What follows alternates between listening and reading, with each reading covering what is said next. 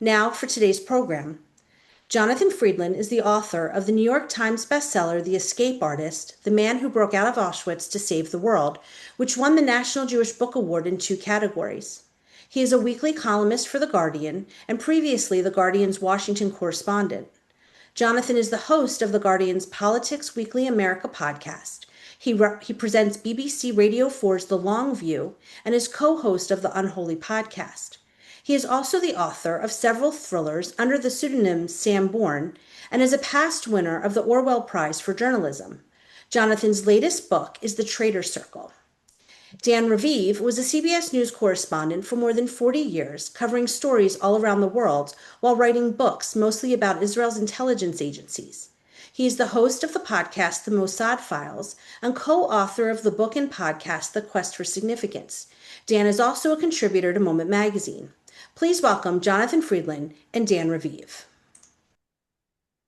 Well, thank you, Suzanne, as always. So I'm Dan, I'm in Washington, and Jonathan Freedland, you're at your home office in London. Very well known, as we heard from Suzanne, as a writer based in Britain. This is your new book, The Traitors Circle, as you heard from Suzanne. And as it says in front, the true story of a secret resistance network in Nazi Germany and the spy who betrayed them. So already revealing on the cover that not only were there Germans opposed to Hitler and wanting to do something against his regime, but even within that circle was a traitor who betrayed them. So, Jonathan, I mean, welcome, of course, to this Moment Zoominar. The first thing I'd like to hear from you, in fact, is how you started the book. I was a little bit surprised with a personal revelation that in your household, when you were a British Jewish kid in an active Jewish household, the Friedland home, there was nothing German. As a family, you were totally anti-German. So tell me about that. It's at the start of your book. It is. Well, thank you, Dan, and thank you to all of you for being here, and thanks to Moment for welcoming me in this way. You're quite right. The book, I think the opening sentence of the book is, I grew up in a house where nothing German was allowed. And that's exactly right. The edict came from my mother. She imposed this boycott that we would have no Siemens dishwasher, no Volkswagen in the driveway. It was a blanket ban. There would be no trips to Germany, no vacations, nothing like that. It was because of the sort of defining fact of her life. And in a way, indirectly, it became one of the defining facts of my life. And that is this, that she, my mother, had lost her own mother when she was 8 years old in what would turn out to be the very last V2 rocket attack of the Blitz in London. The last rocket to fall on London fell on March the 27th, 1945. It landed on a building in the Jewish East End of London, 7:21 in the morning. It was Erev Pesach. It was the morning before the first Seder of Pesach. Her mother, then 33 years old, was scrubbing and cleaning, getting ready for Passover, when out of a clear blue sky, a rocket fell and killed her. And so the wider context of this is the building it landed on was in the, as I said, in the Jewish East End. 133 people were killed, 120 of them were Jews. And so obviously it wasn't deliberately targeted, but she always felt, and I felt growing up, guided by her, that somehow Hitler and the Nazis would have been delighted by their handiwork, that they had added to their tally of murdered Jews, killing 120 in one go. And so what I write in the book is she was not a Holocaust survivor, but as I write it in the book, she had felt the breath of the Shoah on her neck. And so she came to the view that there were no good Germans. Every last German was implicated. Yes, right at the beginning, there'd been socialists and communists who were against Hitler. They'd been rounded up in the first few weeks. Everyone else went along with it. And that's the starting point for this book, because, of course, what the book reveals is that isn't completely right. Now, that probably changed your attitudes. But Jonathan, to be frank, as a journalist for many years, I'm sure covering stories that involve the new Germany, right, West Germany and now the reunified Germany, I had this experience with Germany and also with Arab countries, right, being sent by CBS to all sorts of places that my parents, Israelis, by the way, considered enemy territory. But then you realize not everything is black and white. There's a lot of shades of gray. So I assume over the years you weren't as hard line against Germany as your mom had been. No, that's right. And that's partly generational because by the time I was a sort of adult able to travel on my own, of course, Germany had moved into a different place where it was really reckoning with its past. And many of those people implicated were either extremely old or dead. And so the intensity that she had felt with this thing faded, obviously. But nevertheless, that hypothesis, it wasn't just my mother who felt this, of course. You know, people will remember the book, Daniel Goldhagen's book, Hitler's Willing Executioners. Sure. The title contains the thesis. The argument was that the entire German population, with the odd exception, went along with this. Now, in the opening passages of the book, I mentioned that there was an American and a war crimes investigator, actually a German Jew who had become American and returns to Germany in 1945 to investigate war crimes. And he makes it his business to investigate very closely and comes up with this figure, which is he estimates 3 million Germans in the course of the 12 years of the Reich were arrested, imprisoned, detained for crimes of dissent, sometimes no more than a critical remark. And that is not nothing. 3 million people. Of those, by the way, 500,000 would be put to death. That's a big number. And so on the other hand, he also worked out that if you add up all the number of German citizens, 95% absolutely went along with Hitler and stayed in line. So it's a glass half full, glass half empty thing. Do you think 3 million, that's a big number, or do you think that's only 5%? Well, but let's drill down to a book such as yours. So, The Traitors Circle, right? How many individuals did you learn about and decide to include in their true stories? How many? Yes. So the group who I focus on, who gathered for a tea party in September 1943, on the 10th of September 1943, this group of elite, aristocratic, either high-born Germans or people who'd reached great positions of influence. One was a former top official at the Ministry of Finance. There were 2 countesses in this group, not just one. They number about 9 or 10 people. They gathered for a tea party. They in secret, in which they would appear to be celebrating a birthday, but actually would also be talking about how they could get to a Germany rid of Hitler. What they did not know as they sat around that table is that one of those with them, at the table with them, who they thought was one of their own, who they thought was a kindred spirit, was in fact about to betray all the rest to the Gestapo. And that is the sort of incident at the heart of the story.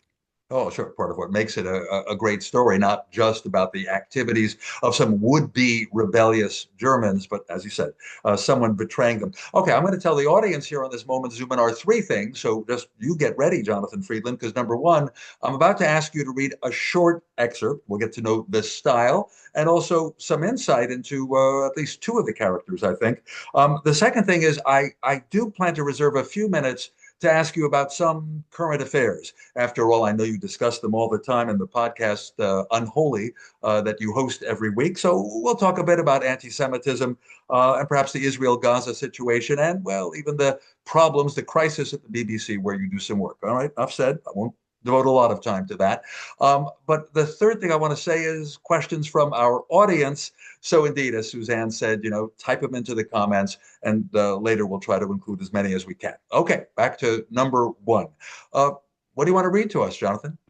Well, I wanted to give a flavor of the characters of this group because they are remarkable people. And one person who leaps out is the person who I'm going to read an extract related to. So I mentioned that there wasn't just one countess in this group, there were 2. That's how aristocratic they were. One of them was 34 years old at the time of the Tea Party. She came from, her name was Maria von Maltzan. She came from absolutely landed aristocracy, a huge estate that she grew up in Silesia, where, they had gilded ballrooms and their own private church, the largest private collection of engravings anywhere in Europe, stables and horses, landed estate. Her mother was a very strong sort of domineering figure who young Maria rebelled against from the very start. The mother said to her, I don't ever want you to be becoming a vet. That's a filthy job. So, of course, Maria wanted to study to be a vet. Her mother told her, you must never marry a Jew. She was a strong anti-Semite. So, of course, Maria's first husband was not just a Jew, but this bohemian cabaret artist in Munich who performed. I picture him wearing kind of mascara, performing on stage like Joel Grey in Cabaret, you know. Right. That marriage didn't work out. But by the time the Nazis took power, her rebellion now took a different form, which is she began all kinds of action. She's kind of like a Lara Croft figure, this sort of action heroine leading Jews through the sewers and so on to get them out. But she also turns her home into a kind of unofficial refuge for hidden Jews. They were known as U-boats, submarines, because they had to be silent, below the surface and hidden at all times. She might here have as many as 20 in her home at any one time. But within that group, she had a secret within the secret, and that is that she had a secret Jewish lover, Hans Herschel, who she kept there in hiding. They had a whole drill prepared for should the Gestapo ever come. Yes, there were all the rules about total silence. You must never use the stove because the smoke that would come out of the chimney would give you away. Never flush the toilet. The neighbors would hear. But she had extra rules for him that he would hide in this wooden box, a kind of cavity space, under in a kind of sofa bed. She was very handy. She drilled holes in there so that it could be bolted from the inside. And every time she left for work, she would put inside a glass of water and 2 tablets of codeine to suppress the cough that could give him away. Wow. Sure enough, the Gestapo do knock on the door. That dreaded sound one day comes, and I'm just going to read you what happens next because it gives a flavor of what she's like. Right. The search of the apartment continued. Lying in the box, Hans could hear the sound of feet scurrying across the floorboards. Maria was throwing a ball for her 2 dogs. Audibly irritated, the Gestapo men asked her to stop, but she refused. This was the hour when the animals were used to their afternoon walk, she explained. They had to be exercised. As 3 o'clock passed, then 4, they kept up their fusillade of questions. We know that a Jewish girl used your apartment for 2 weeks, they said. It's true that I employed a girl, but she wasn't Jewish, Maria replied. The papers were absolutely in order. No, they were fake, said one of the Gestapo men. Maria asked how she, a mere veterinary student, could possibly know of such things. She seemed shocked at the very idea. By now, they were in the bedroom. Hans could hear the 3 voices as the formal interrogation began. The men told Maria to sit. She lowered herself onto the sofa bed. We know you are harbouring Jews, they said. That's completely ridiculous, replied Maria, with all the hauteur she could muster. Inches below her, Hans Herschel lay motionless.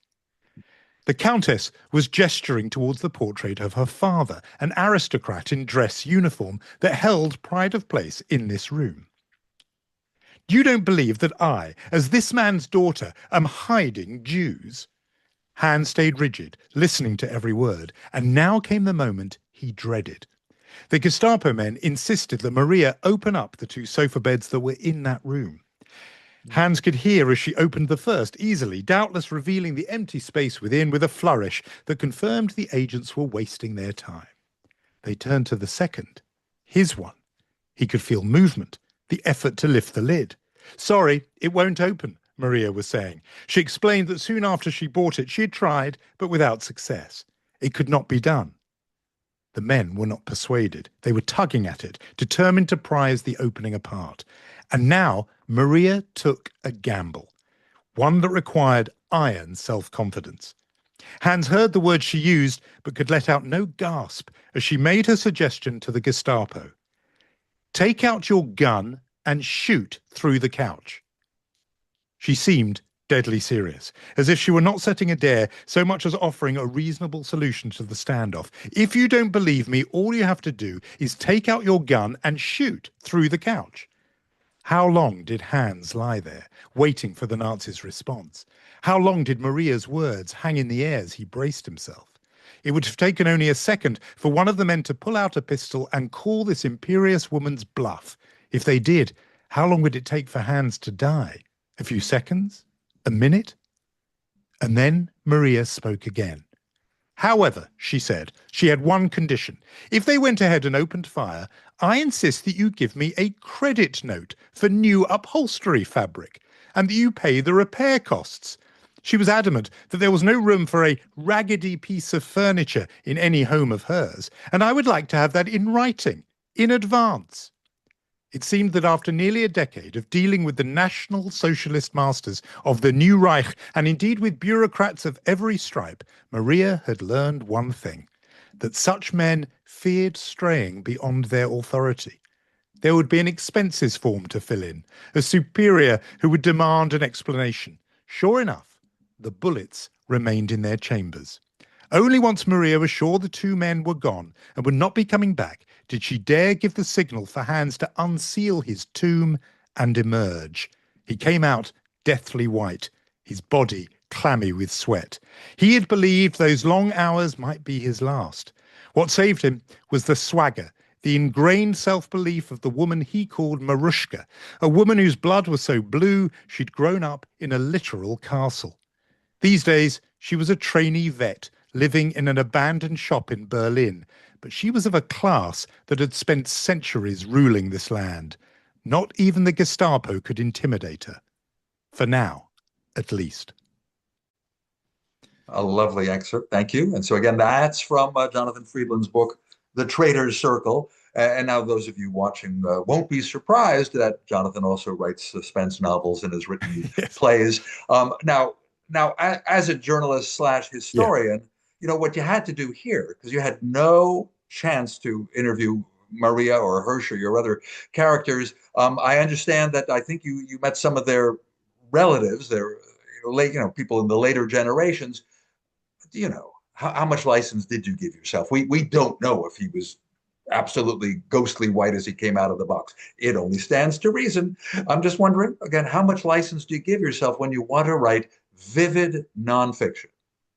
Well, I'm delighted to tell you that I give myself almost no license, and we do know that he was ghostly white when he came out of the box, because without giving away, crucially, who survived from this story and who didn't, the people who did survive gave interviews, which are, and I was lucky enough in the particular case of the episode we're talking about to have the tapes and transcripts of interviews they gave after the war in which they described exactly the episode I've just described. That dialogue, none of it was made up by me. All the line about in advance and in writing and a raggedy piece of furniture, that's there in the documents. So I gave myself no license. Isn't it amazing? The drama of that episode is there in the archives. My view is if you're saying this is nonfiction, it has to be nonfiction. And so all I did, the only thing where I allowed myself a sort of novelist's license was in withholding information, holding things back to build suspense. So the key thing is the identity of this betrayer. I hold that back as long as possible to build things up. That I did do, but in terms of the facts that are there are facts, and there's 50 pages of footnotes with citations and libraries and archives, so you can go and look at those original documents. Because I feel with this period, to be honest with you, Dan, there are so many people who want to deny the truth of these events. I don't think there's any scope for people like you and me, journalists, to make anything up. Wow, I'm so glad I asked. I'm so glad you found the actual facts, interviews, old documents. And then I applaud you for that last remark, because I see it with Holocaust denial as a terrible chronic disease that perhaps gets even worse and will with the passage of time. You really want to be able to say with full confidence, these are true stories. It really happened. About people like Maria. You mentioned there were two countesses, among your main protagonists, heroes in the Traitors Circle. What did they have in common? There's an element, to some of Christian faith and belief in God, guiding them as to what's right and wrong. and Hitlerism, Nazism is wrong, but it wasn't just Christian faith, right? No, but you're right to raise that because first of all, look, the question you've asked is a really important one, and it's the one that lots of readers ask, because whenever we go back to this period, the Second World War, I think we cannot help but ask ourselves, what would I have done? If you're reading about the Nazi period, you're reading about Anne Frank, you're thinking, if I were that family in Amsterdam, would I have hidden a Jew? So we ask ourselves that question. And the minute we've asked ourselves that question, hot on its heels comes the answer we would like to give, which is, I would obviously have been in the resistance. I would have done that. And so people really do ask, what is the common thread, hoping that I'm going to say 3 or 4 personality traits that person who's asked the question has. They want to hear that, it's like them. So the thing that I think, there are 2 things I'm going to mention. The first one is it does unite almost all of the characters in this story, and that is they believe in an authority higher than the government of the day. So the government of the day is telling them to, raise their right arm and say a Heil Hitler, and threatening them with, the most extreme, in some ways, the ultimate punishment if they don't.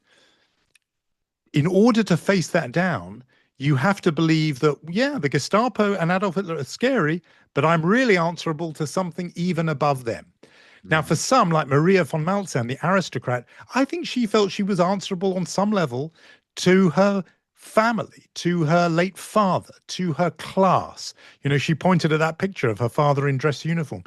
She wanted to be true to an older idea of a better and different Germany. Several of them say that in the documents. They speak about representing a different Germany than the one Hitler represented. They were very patriotic for that different, better Germany, one that treated the downtrodden and the weak well. And they regarded the persecution of the Jews as a kind of affront, a sort of violation of how true Germans should behave. But the others in the group, the higher authority they had in mind was God, as you said in your question. There were several of them who were very serious Christians. And one of them says at one point, you can either be obedient and loyal to Adolf Hitler, or you can be obedient and loyal to Jesus Christ. You cannot be both. And the minute they've realized that, they think ultimately they're going to be held accountable, answerable to God, their maker. And so that enables them to say, even though there's a huge risk here, even though I could be thrown into jail, one day I'm going to be judged by the ultimate judge, and I need to be able to, as it were, look that judge in the eye and do the right thing. Well, without any spoilers, just at least give us a flavor of what these individuals did. What was the Tea Party all about when they were together? Are we talking about some of Hitler's generals, put a bomb in a suitcase near his feet and hoped to kill him at that famous incident? Or what did these people think of doing? So there's the full range in this group. So one of them is indeed on the edges of a group who do indeed make an attempt on the life of Adolf Hitler. It's an incredibly dramatic story. It's not that well known. From March 1943, it involves bombs and planes and fuses and timers. But of course, as everybody will know, it didn't work. There's that at one extreme. Then there's 2 or 3 or 4 whose resistance comes in the form of saving lives, rescuing Jews, hiding Jews, spiriting Jews across the border, harboring them in their own homes, in the metaphorical attic, as you were saying. One of them is I mentioned, I think, the widow of a very distinguished German diplomat. She uses every contact she has to get visas, exit papers, sometimes forged papers, to get Jews that she knows, even people she doesn't know, out of the country and to safety. And then at the other end, there are people who are just defying the regime, even in tiny ways. And I mentioned there are 2 countesses in this story. One is Maria von Maltzahn, the action heroine, the kind of Lara Croft figure. And then there is a different countess she's the second youngest of the group. She's in her 20s. I came very early across this story that in Berlin, she would make it a habit to always walk around with 2 heavy bags of shopping. Why? because if she should run into someone she knows who would greet her with the Hitler salute with the right arm, she would not be able to reciprocate. I picture her gesturing and saying, I'm so, my hands are full, I can't. Right. Tiny, tiny gesture. But imagine if everybody in Germany had done that. If everyone made it their point of always carrying bags of shopping so they can't do the Hitler salute, eventually the Hitler salute would have fallen out of use. It was a small, small thing, but each one of them found their own way to defy, to step out of line, to disobey. And I working on this book has widened my respect now, because I think we do have a sort of notion that resistance means planting bombs on trains or assassinating Hitler, railway tracks and bridges like the French resistance, or it's nothing. It's just as we now know that, Jews who resisted, it wasn't just the Warsaw Ghetto Uprising, it was also people who remembered in the camps that it was the first night of Hanukkah. That's an act of resistance. I think we should apply a similarly wide definition to some of those Germans who stepped out of line. Yeah, as you say, quite right. Now, I think I heard mention that while researching and writing your bestseller, The Escape Artist, about the man who somehow got out of Auschwitz and then tried to warn the outside world as to what was happening in the death camps, I believe that while doing the research or writing, you came across some of these stories of rebellious Germans. Just can you explain how one set of research would have overlapped with the other?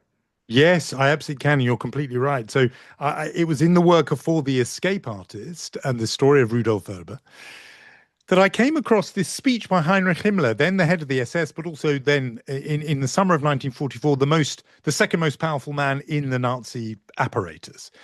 He's effectively the number two. He gives a speech in August 1944. As it happens, Rudy Verber and Fred Wetzler, the men in the escape I chart in The Escape Artist, had escaped in April 44. But in July 1944, July the 20th, was the famous von Stauffenberg plot, immortalized in the film Valkyrie, with a slightly miscast Tom Cruise that we might remember. In that had just happened. And there was a sense in the upper reaches, the top brass of the SS, that maybe we're losing our grip. Maybe things are unraveling if somebody could get a briefcase with a bomb that close to the Fuhrer. Mm-hmm. So Himmler steps forward and makes a speech as if to say, we've got this. Don't worry. We've got this under control. And he says, for example, that reactionary cabal that were prattling over tea with the Widow Solf and Keep and the others, we've got them now. And it was in reading that speech, I thought, what is this? Yeah. What Tea Party? What is he? And I'm, just to be a stereotype of an Englishman for a moment, tea, we're talking about it. This didn't seem to fit. And it was very clear by his references to the diplomat and the ambassador and so on, that this was not just, street level agitators. These were people from the elite. And I looked into it, you go from one footnote to another footnote. It's like Tarzan going from one vine to another vine. You jump from footnote to footnote to footnote. And eventually there was this story, and it was a real life event, 10th of September, 1943, the Tea Party. It was betrayed from within. It led to a huge trial, a kind of show trial, which was front page news in Germany at the time, and actually was made the front pages of newspapers around the world. It was a huge deal. As you can imagine, people from within the upper class of Germany who were against Hitler. And yet it had been almost entirely forgotten. There is no book on this episode, even in German, until the Traitors Circle. That's lovely. Tribute to you, I must say. Now, when you mentioned a short while ago that there can be small acts of resistance, in the case of Nazi Germany, not doing Heil Hitler with your arm, I'm reminded that in some of your discussions of this book, The Traitors Circle, in the United States, some of the radio or podcast hosts seem to think there's at least an echo of that going on in the U.S. I'm trying to be as neutral as I can, right? Some Americans may feel that the Trump administration is an attempt to be extremely authoritarian and also calls for some sort of rebellion, if you will. Of course, we've already had two massive coast-to-coast demonstrations, the No Kings days. Well, I was sort of wondering how you feel when that comes up. I mean, Americans who think there's something dangerous going on in the US and they turn to you and they want to bounce it. Well, I guess that's what I'm doing right now. It's not Hitler's Germany here in America, but when it comes up at all, that some Americans feel it's time to resist. What do you say? So I've been saying the same thing to audiences of left and right. The first thing I say, which disappoints some people, is I say, look, nowhere in the book do I say, and I would never say, that Donald Trump is the new Adolf Hitler or is Adolf Hitler. That would be facile. It would also be, frankly, an insult to the victims of Adolf Hitler. The horror of the Holocaust of the Third Reich is singular. They were the most wicked regime in human history, in my view. So I'm emphatically not saying that.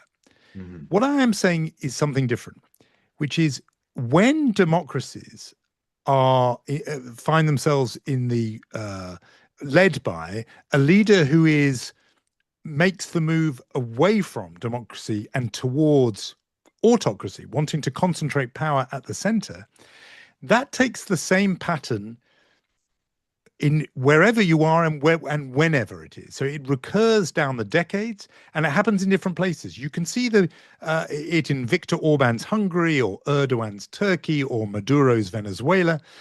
There's the same playbook, which is the would-be autocrat, one by one, weakens or removes potential checks on his power. So the law courts, lawyers, the universities, the press, the independent bureaucracy or civil service of the government, sometimes even science and medicine, any alternative sources of authority, one by one, they come under attack. It happens again and again. The playbook doesn't really change.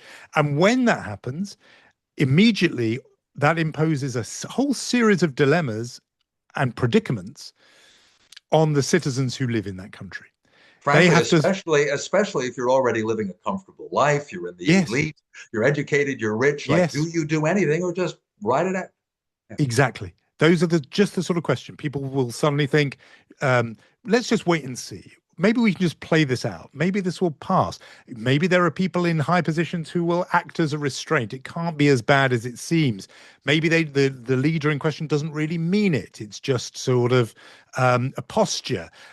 Maybe we should combine together. No, it's better if we just keep our head down and stay. All of these discussions, you could hear them in Budapest 10 years ago under Orban. You could hear them, I'm sure, in Venezuela a few years ago. You certainly heard them loud and clear in 1930s and 40s Germany.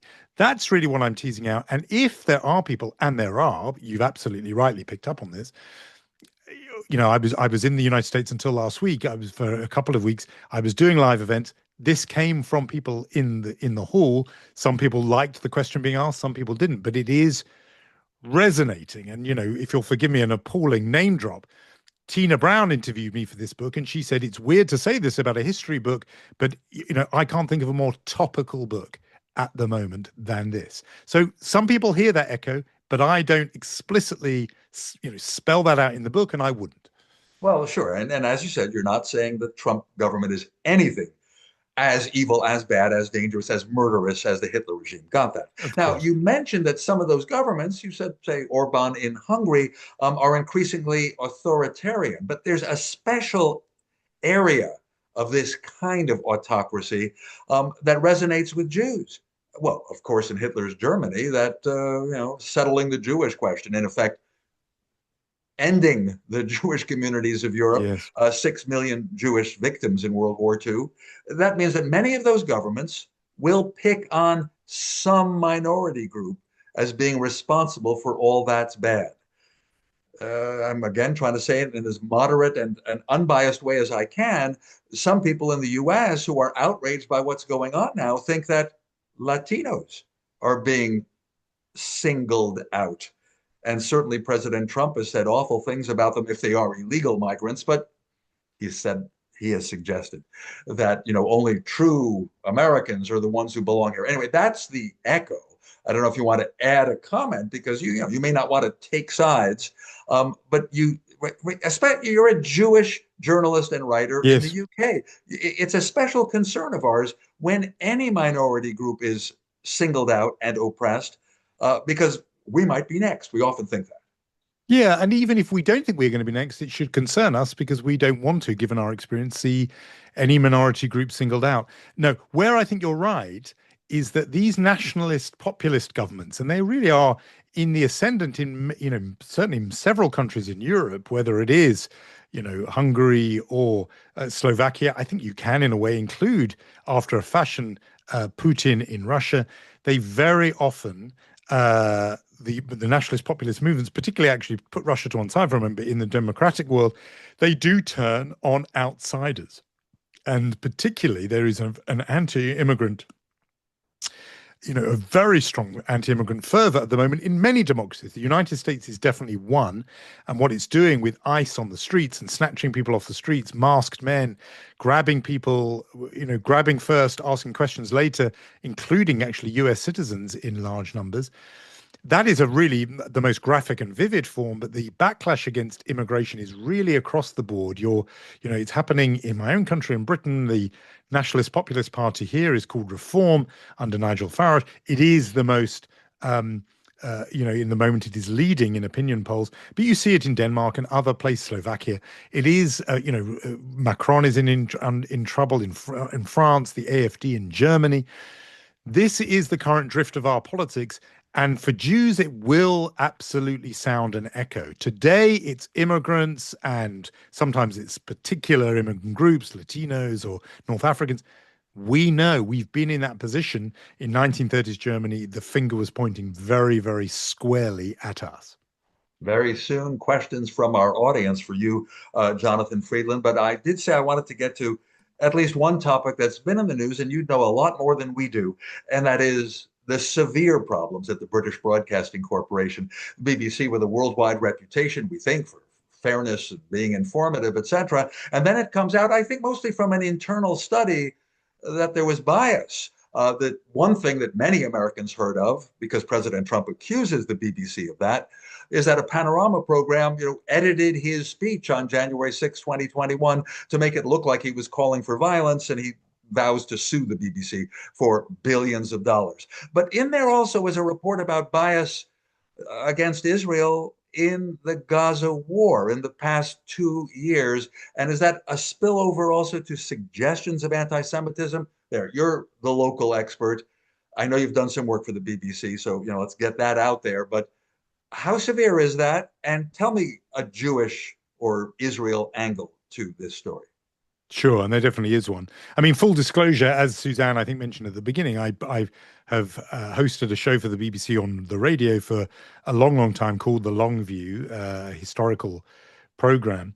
No, it's certainly the Israel part of the story is a big part of it. So you mentioned the Panorama edit. Here I would defer to you as a television journalist on the ethics of that, but it seemed, I don't know anybody, even some of the BBC's staunchest defenders, who are defending that. It was a misleading and dishonest edit there, where they took something he said and then took something else he said 54 minutes later and spliced them together so it looked like one seamless sentence.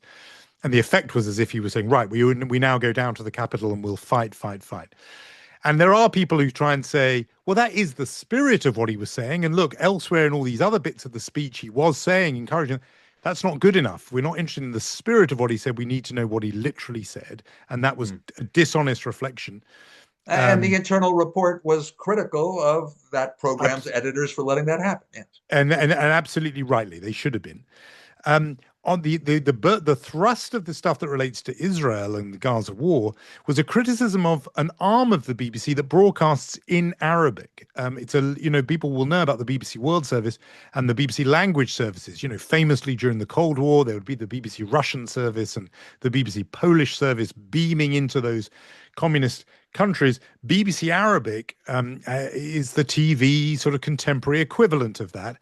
The report found, multiple journalistic failures, including hosting as contributors pundits who had said appallingly anti-Semitic things on social media, including, the Jews should be burnt just like Hitler did and so on. Those people had no business being on the BBC's airwaves. And the BBC's defense has been actually to say, we know this, it's true, and we have dealt with it. Their argument is that this leaked report actually is sort of slightly out of date because a lot of the big failings of BBC Arabic have been dealt with. And I As for believe, the, Jonathan, that also yeah, there were incidents during the Gaza war. For instance, some sort of blast at a hospital early in the war, that the correct. immediate reports indicated that an Israeli airstrike had hit and even destroyed the hospital. That's right. And the BBC report, and we can mention that even in English, it suggested for a while that it was an Israeli airstrike. Later, it almost surely turned out to be Hamas rockets that had gone up, failed, fell down, basically in the parking lot in the car park. That's right. Death toll not nearly as bad, but the BBC was gullible in expecting the worst, thinking the worst of Israel. And again, the internal review said we were wrong. Yeah, and the BBC were wrong and had said so actually close to the time. It was very early on, first few weeks of the war, the Al Ahli hospital misidentified, but the BBC went straight on the air as if to say, this looks like, it seems like. They accepted the claims. I think it was a Palestinian Islamic Jihad rocket that misfired and caused much less damage than had been alleged. So these are real institutional failings and failures. But help me here. But help me here. First, I want to be clear because we haven't Yeah, mentioned it yet. The Director General of the BBC, one of the most prestigious elite jobs in the United Kingdom, felt that correct. he had to resign, and the woman who was head of news resigned. So the internal report, right? Some defenses say we've been taking care of this, and yet those top two people felt they had to resign. Sometimes, Jonathan, I think they actually wanted to get out of the job because they could see this is going to be a terrible job for a while. Yeah, I think that you may read that right. Your experience of television news makes me think that you may have a better grasp of that. I mean, they had to go really over that single panorama edit. There's no way it could be defended, and it was a way of signaling our hands up. We got this wrong. They're worried about a Donald Trump lawsuit. We've seen the way that CBS and ABC settled those cases to the tune of $15-20 million. The Right. BBC is unique. It's not a commercial news organization. It doesn't have money like that. It is a public broadcaster paid for under a very unusual arrangement, which is it's not government funded. There is rather the law of the land here is that everyone who uses a TV has to pay a kind of subscription, a license, which goes to the BBC. It means it's arm's length from government, but has guaranteed funding. It is absolutely central to British culture. We're talking now about the news, but it also provides local radio in quite remote parts of, Scotland or Wales or whatever. It has, dance shows and entertainment and family. There are educational resources for kids to learn how to read. It's one of the three institutions left that bind Britain together. I would say the other two are the National Health Service, where, you get free healthcare. And the third would be the royal family. Oh. And there's not much else that binds people of these four nations, England, Scotland, Wales, Northern Ireland. It's a very disparate set of islands here. The BBC is not like another organization. It cannot hand over $20 million to Donald Trump. That's public money. And I think that's partly why those people resigned, because they felt we've got to fend this off. We're not a commercial big, media broadcaster that can just dip into our reserves here. Yeah. So far, the BBC chairman sent a letter of apology to Yeah. President Trump, but the BBC publicly said, we don't think that there is any cause here for court action claiming defamation. All right, let's go past that. And I promise we're going to get back to, your book, The Traitors Circle. I want your view that now that the Gaza war is practically over, and President Trump wants the world to believe that there is Middle East peace. During the visit here in Washington of the Crown Prince of Saudi Arabia, MBS, President Trump kept saying, well, we've done it. We have Middle East peace. Now let's see if we can preserve it. Now, whether he's right or not, and it seems premature, there's a chance here for Israel to change its image, or for a lot of the media to perhaps focus on other things. Would you say? I mean, the war was horrible for Israel's image. Israelis would say, well, sorry, we had to respond to October 7th very, very forcefully. You think the Yeah. media might flip-flop on Israel? Lots to bite on in that question. First, the war was absolutely horrible in itself. for the 60, 70,000 Palestinian dead, for the Israelis slaughtered on October 7th and held hostage for those two brutal years. It was horrible in every way. It was terrible for Israel's image. There's no doubt about that.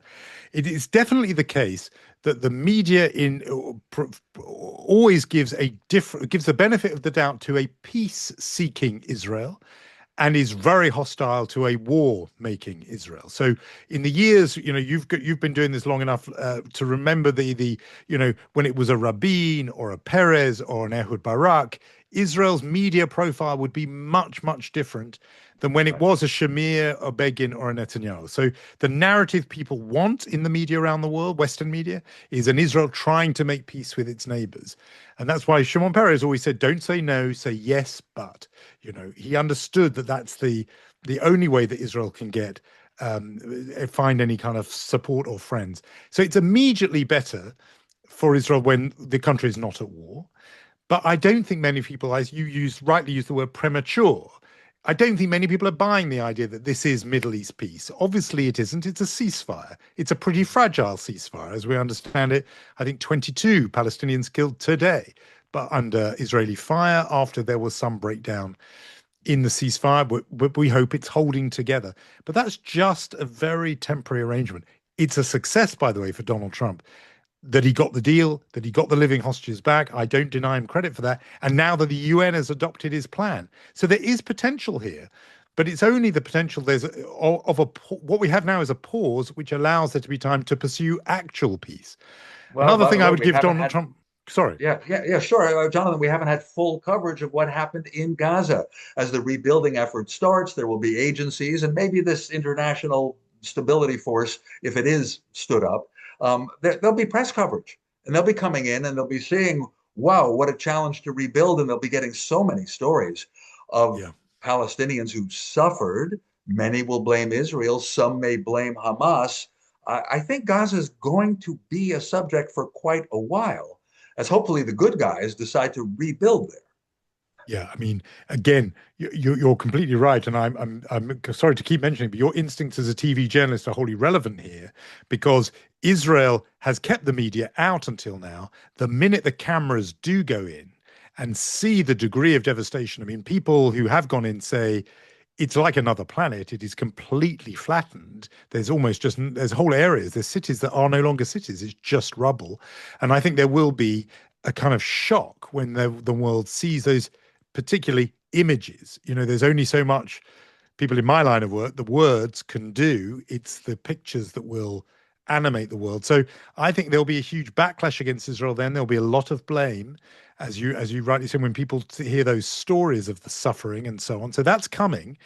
The way Israel can get ahead of that is by seeming to want to make this thing work, and that does mean you saw that UN plan that was adopted yesterday. One of the things the Trump 20-point plan includes is a credible pathway to a Palestinian state. It's not happening now. It's not happening imminently.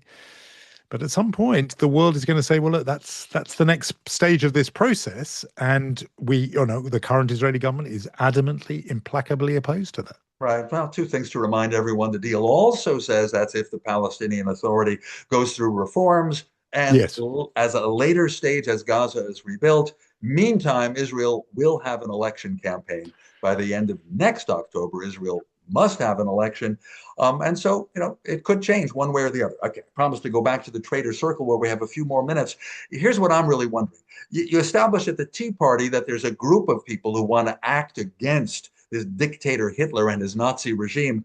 Did they keep up with each other? Are you taking the Tea Party as kind of a meeting place? Did they coordinate what they then did? Or were they very, disparate in what they were doing? A lot of them were doing their thing alone, partly because it was so dangerous to collude with others, to talk to others. So I've mentioned this man, Otto Keep. Remarkable man. He had been a rising star in the German diplomatic corps. He'd got the plummest of plum jobs. He was consul general in New York City. And, in the late 20s, early 30s, before Hitler came on the scene, he was living this kind of Great Gatsby life, going to these parties in grand Long Island houses, horse riding, swimming, having the time of his life, when suddenly he's working for a new boss. Hitler takes power on January the 30th, 1933. He's still sitting there in New York, but now he's answerable to Adolf Hitler. And I tell this story in the book of this big dilemma he gets when an invitation lands on his desk, and he has to decide whether he will attend a banquet hosted, in people will be interested to know, jointly by the Hebrew University of Jerusalem, then a new university, and the Jewish Telegraphic Agency, the JTA. Both these institutions still exist, in honor of the man who was then the world's most famous scientist, one of the most famous Germans in the world, and certainly the most famous Jew in the world, namely Professor Albert Einstein. And Otto Keep looks at this invitation and has to think, if I go, I'm defying my masters in Berlin. But if I don't go, I'm as bad as they are, shunning a Jew for being a Jew. And the choice he makes leads him in a way to that Tea Party. The point about him is he did that alone. That was just him going through his own dilemma. And several of them are like that. But there were overlapping circles. There was the ambassador's widow. She turned her home into a kind of unofficial salon where dissenters, clerics, scientists, journalists, diplomats would gather, again in secret, trading information. It was there that a lot of the diplomats who had heard word that there was something going on in places called concentration camps, they would come to that gathering and say, we're hearing terrible rumors about these places. It can't be true, can it? And Hannah Solf and her guests would say, yes, it is true. And we've got hard information. You've got to get this information out to the wider world. So they're overlapping circles. It's informal. It's sometimes a whisper in a corridor. These people might meet for lunch. Amazingly, I discovered that the kind of high life in Germany continued. You could still get lobsters and champagne in Germany's finest restaurants in 1943, in the depths of the war, and when the Holocaust is marching apace. They would see each other, but they couldn't do anything formal. They couldn't form any kind of collective circle with a capital C. It was it was whispered connections, but they did come together on that day. And in a way, that was in itself a mistake. And sometimes there were contacts later, as you said. And so non-German foreign diplomats would come for information. Perhaps it's no surprise that there would be someone in their midst, right, who really at the core, when that person thought about Hitler's in charge, it's too dangerous. I'm going to get a lot of points, if you will, for turning in traitors. I guess it's no surprise. It's a dangerous business, as people have found in Russia in recent years too. People gather, perhaps journalists and writers, who have horrible opinions, totally negative opinions of Putin. That's dangerous, and it must have been in Berlin.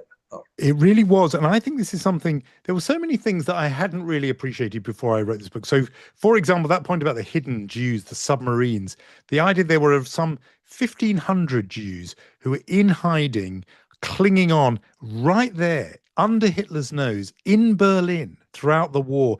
That he's murdering tens of thousands of Jews a day in the camps, of which Auschwitz is the most famous. But there they are, just 2 or 3 streets away from him in Berlin. I didn't know about that. But the other thing I didn't know, to speak to your point just now, is the extent to which it was a paranoid surveillance state. I think we all have a sense of that about East Germany in the Cold War period. The movie The Lives of Others, everyone's surveilling everyone else. That is what it was like in Nazi Germany. I describe this listening post, this agency where they had thousands of wires and cables. They were monitoring every phone line, rows and rows of people with headphones on, listening to every phone call, with a light bulb that would go on when you were when you heard when the phone was active, exactly. And they would put the headphones on, and when it was suspicious, they would immediately get a transcription, and those papers they were known as brown birds, brown for Nazi and birds as if they would flutter all the way to the top. Hitler would read them, Goering would read them. The neighbors were watching neighbors. There is one character in this book who at one point says, I cannot even talk to my own husband about this. People were suspicious of their own family members, of their colleagues, of their neighbors next door. It is no wonder to me that people hardly dared voice an opinion on anything because you just did not know who you could trust. So it made organizing in the way we would understand it all but impossible. Thank you so much, Jonathan Freedland, bringing us stories from the 1930s and 40s that we hadn't heard before. And I'm going to latch on to the thought of the U-boats, the hidden Jews under the surface. We all know Anne Frank's diary. Maybe some of those people left diaries, and there are more stories. I bet there are. From here, so that's it about the Traitors Circle until Suzanne Borden at Moment Magazine picks up. Suzanne? Great. Whoop, I'm coming. There we go. Thank you both for that wonderful, wonderful conversation. And thank you, Jonathan, for sharing this little known story. I have a quick question for you. Has there been any talk about this book being made into a movie with a wider audience? And how do you handle a true story when movies like to have information that's not always true to them? It's a very, very good question. With this story, there is some interest already. Actually, what people are talking about is a kind of, and I think they're right, is a series, a limited series, because this is an ensemble cast. There's several characters in here, and because it is this, elite world of embassy balls and nights at the opera and white tie dinners, it would be a very wonderful thing to see on TV, I think. So there's talk of that. There's at this stage nothing firm yet. It's very early. I have learned with the possibility of TV adaptations not to hold my breath because it's an industry that moves very, very slowly. But it would be wonderful if it happened, and I think it would lend itself. But I would be vigilant. I mean, your point about truth. With this story, I could imagine, yes, you might have to have some composite characters and cut some corners. With the other book, The Escape Artist, I am very, very hard line on that, where the whole story is about the truth of Auschwitz and what happened. I would really be I would be a block in the way of any film director or movie maker who wanted to make things up, because I would say on this subject, you don't make things up. Mm-hmm. Thank you. And what are you working on next? Well, I'm still doing, my day job, the podcast Unholy and the Guardian Politics Weekly America podcast, and writing my column for the Guardian. That's plenty. But actually, also, I have decided that I do need to take a little pause. I went straight from The Escape Artist into this without really a break. It's been 6 years that I've been immersed in the archives and history of the 30s and 40s. It's a pretty dark period. These people's stories are inspiring and uplifting. They are heroic people. But nevertheless, to be, submerged in this world can take a bit of a toll. I was writing it in the aftermath of October 7 as well. So there was all of that going on, past and present. And so I think I'm going to see if I can, for the next, period, read a lot, absorb, and see what comes next rather than plunging straight into a new one. Great. Thank you. Again, the book is The Traitors Circle, the true story of a secret resistance network in Nazi Germany and the spy who betrayed them. You can find that at your local bookstore. I put a link in the chat. I'll be sending a link to today's program after after we get it up on our website. Please go to momentmag.com where you can register for next week's program. Again, Jonathan and Dan, thank you so much, and we will see everybody next time. Take care. Thank you both. And thank you, Dan, particularly. I really am grateful. Thank you.